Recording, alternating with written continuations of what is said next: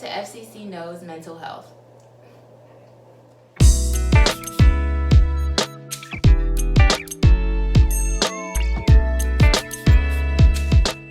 Welcome back to FCC Knows Mental Health. I'm your host, Alexandria Lamont, and these are my co-hosts, Kelly and Maya.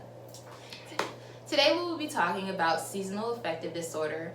We will also be breaking this topic into the 3 different sections. We will give you a brief overview about what seasonal affective disorder is. We'll talk to you about how to deal with a partner who may be experiencing seasonal affective disorder, and then we'll go into how this may impact children.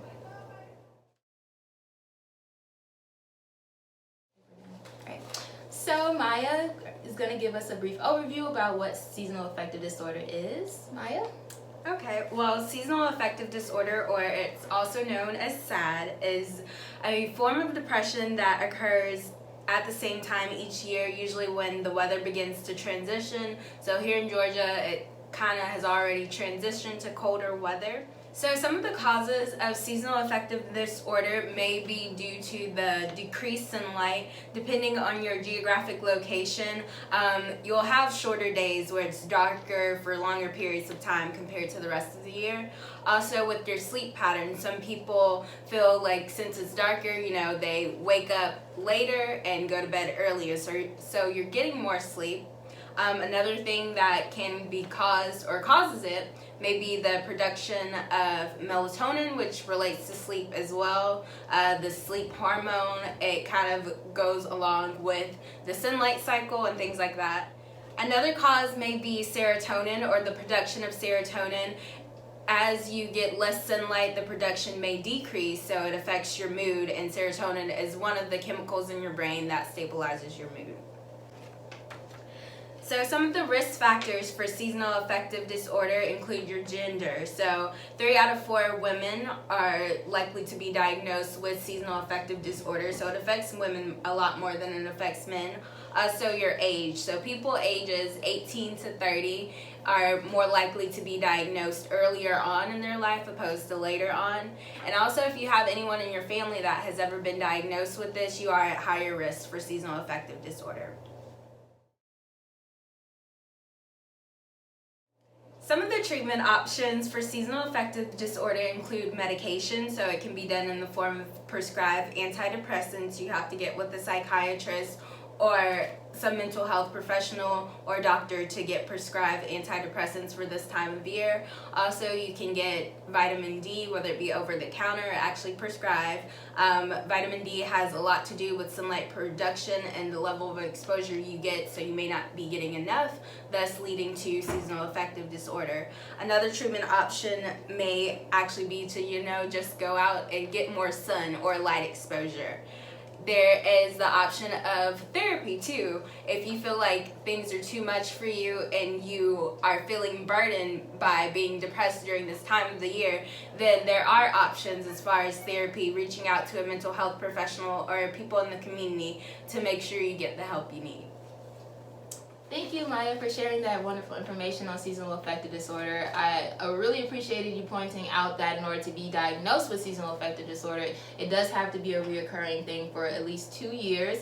And I also love that you pointed out about geographical location also being a determining factor about the prevalence of seasonal affective disorder, such as individuals who may live in Alaska or Seattle may experience it a little bit more frequently due to their location and exposure to sunlight differences and things like that. So thank you. What to do when your partner is depressed. Relationships with our partners can be complicated when both people are mentally and emotionally healthy. When one person becomes depressed, it can play havoc with the dynamics of a relationship, even one that was previously stable. So as the person on the outside, it may be hard to understand what your partner is going through unless you have gone through it yourself. But being able to empathize with your partner's internal struggle is not as important as learning how to balance helping your partner with staying emotionally healthy yourself. So here are some tips for dealing with a partner who may be experiencing SAD. So first and foremost, don't take any of this personally. It really has nothing to do with you. Your partner's depression is coloring their perceptions of everything, including you and your relationship. If you keep this in mind, you're more likely to hold on to your own sanity. You have to keep your own needs in mind. And it's probably a good idea for you to get into short-term therapy to deal with the frustration and anger that you might feel in dealing with your partner's depression. In addition, here are some other things that you can keep in mind when dealing with a partner who may be experiencing depression. Recognize that any out of the blue decision to end the relationship is probably due to the depression itself. Your partner is either thinking that you'd be better off without him or her, or is just hopeless overall about the success of anything, including your relationship. Encourage them to put any major decisions on hold while they are depressed. If your partner is not resistant to the idea of seeing a doctor, but hasn't gone ahead and made an appointment, then you should take the initiative. But it is important to do that and still consult with the individual and your partner so it doesn't seem like a form of betrayal or going behind that person's back. The lethargy that accompanies depression could keep your partner from moving forward on treatment. Don't cross the line between caretaking and enabling. Continually putting your partner's needs before your own will not do either one of you any good. So it basically, think of the analogy of pouring from an empty cup, or putting on your safety mask before the other person. So your partner may display jealousy for the first time in your relationship. Jealousy comes from poor self-image and depression.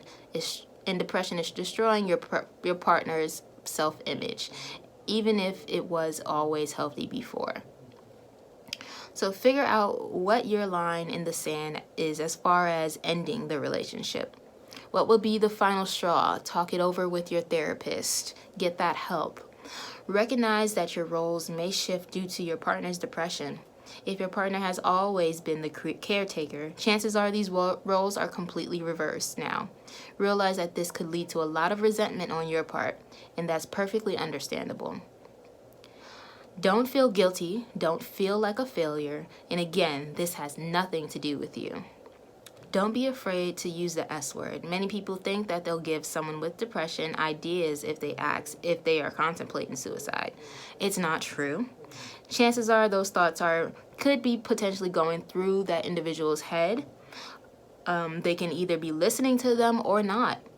If they are talking about suicide, get them to a mental health professional right away. Expect that your sex life and level of physical affection and intimacy will suffer. In most cases, sex drive is the first thing to go when depression hits.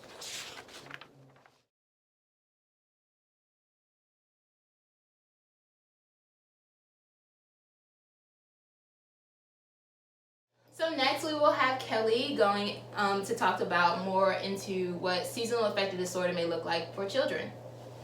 Thank you. So when it comes to seasonal affective disorder in children, the biggest hint that you will find is with the weather change or with the season change. Just noticing if your child's behavior or their activity changes. You might see that your child is sleeping more or they're more tired. You might see that they've begun the school year very spunky and very outgoing, but then they tend to withdraw and have a little bit more fatigue towards the end of the year or after the holidays. So that might be a sign that they're struggling with seasonal affective disorder. One of the big things that you want to do is just make your child aware of the season change and how that can affect your mood. It's very important to normalize these feelings, as everyone sometimes feels a little blue or a little gloomy during the season changes. Another big thing that is helpful is making sure that you're pushing your child to get outdoors every day, even if it's for a little bit. If it seems like an overcast day, there is still vitamin D present. Reflects off the clouds and give your child that vitamin D, that fresh air, help them get some oxygen in their lungs. It can make all the difference in their mood. Another thing that can be helpful is, of course, psychotherapy or medication. Now, this is sometimes, a route that not everybody feels comfortable following. Sometimes people prefer to, go a more natural avenue, but of course those are options and they can be helpful if you find that your child is having trouble with seasonal affective disorder, or they seem to be struggling a little bit more in that area. Well, thank you, Kelly, for that wonderful information for seasonal affective disorder in children. I think that our viewers who are parents or caregivers can really find that information to be very useful and beneficial, especially acknowledging that seasonal affective disorder does occur in children and not just adults. Well, I believe that's all we have for today's video. Thank you for tuning in today's segment on seasonal affective disorder, and we hope to see you next time on FCC Knows Mental Health.